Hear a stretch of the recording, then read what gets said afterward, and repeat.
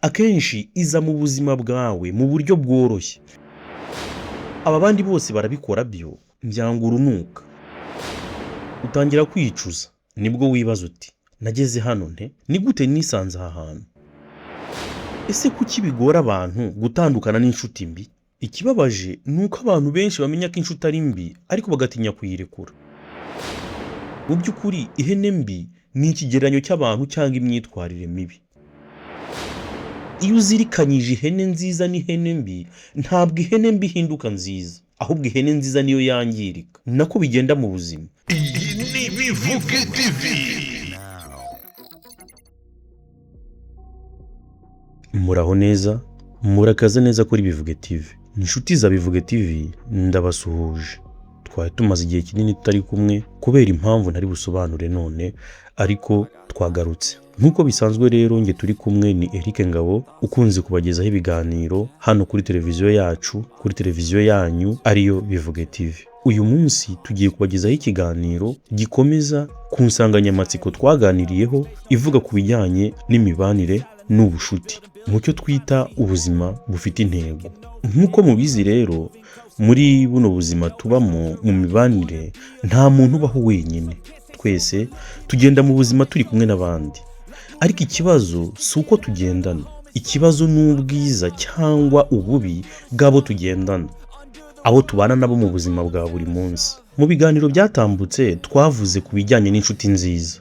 Uyu munsi rero turavuga ku nshuti mbi, izo umuntu akunda gufata nk'izisanzwe, ariko buhoro buhoro zikamushora mu buzima bumwangiza. Hari ijambo rigezweho muri iyi minsi nkunda cyane, rigira riti ni gute twisanze aha hantu?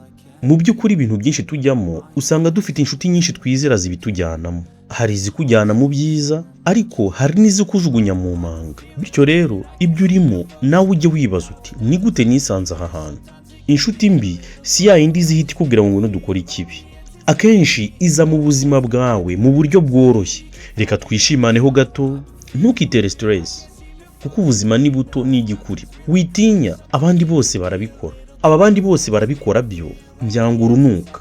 Nshuti yanjye bawowe, abandi ubaveho, kuko iyo kwishimisha gato ihinduka ubusinzi bukabije. Iyo guhiga igahinduka ubusambo. Iyo kwirekura igahinduka ubusambanyi. Inshuti mbi igushora mu ngeso zitagufasha gutera imbere, ahubwo zigutwara igihe cyawe, imbaraga zawe n'icyerekezo cyawe. Nuramuka ugerageje kuyiburira cyangwa kuyereka ko ibyo muri mata ari byiza, izaguseka cyane, ikwita umuturage n'andi mazina atandukanye. Nuramuka uyibwiye inzozi zawe zitandukanye n'icyerekezo ikwerekezamo, izazigira nto, ikumvisha uburyo ntacyo zakugezaho. Iyo igihe cy'amage kigeze utangira kwicuza, nibwo wibaza uti nageze hano nte, ni gute nisanze aha hantu? Akenshi igisubizo kiba ari kimwe, nabo twagendanye mu rugendo. Nge nkunda kuvuga ko amahitamo n'imyanzuro byawe ari byo bikwica cyangwa bikagukiza. Reka twibaze, ese kuki bigora abantu gutandukana n'inshuti mbi? Ikibabaje ni uko abantu benshi bamenya ko inshuti ari mbi ariko bagatinya kuyirekura. Bagira bati azabifata nabi, nta wundi mfite. Nge mbona gukomeza kubana n'ugusubiza inyuma kubera gutinya kumubabaza ari ukwibabaza wowe ubwawe. Nta muntu ufite inshingano zo kugumana n'umuntu umusubiza inyuma mu buzima. Inshuti nziza igufasha gukura, inshuti mbi igufasha gusenyuka. Niyo mpamvu uyu mugani ugifite agaciro. Ihene mbi nta wizirikaho inziza. Witinya kugabanya abantu mu buzima bwawe, abo twita ingwiza murongo.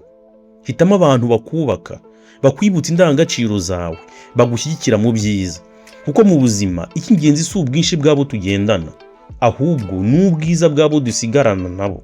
Nyuma yo kunyuzamo umweyo tugakubura abo twita fake friends, nizo hene mbi. Ihene mbi nta wizirikaho inziza. Uyu mugani urimo isomo rikomeye ry'ubuzima. Mu by'ukuri ihene mbi ni ikigereranyo cy'abantu cyangwa imyitwarire mibi, naho ihene nziza ikagereranya umuntu w'inyangamugayo, ufite indangagaciro n'icyerekezo. Icyo uyu mugani utubwira ni uko udakwiye guhuza icyiza n'ikibi, kuko ikibi gishobora kwangiza icyiza. Iyo uzirikanyije ihene nziza n'ihene mbi, ntabwo ihene mbi ihinduka nziza, ahubwo ihene nziza niyo yangirika. Nako bigenda mu buzima. Inshuti mbi, ingeso mbi n'ibitekerezo bibi bishobora gusenya uwo uriwe, nubwo waba ufite umutima mwiza n'intego nziza. Uyu mugani kandi uratwigisha kwitandukanya n'ibitwangiza.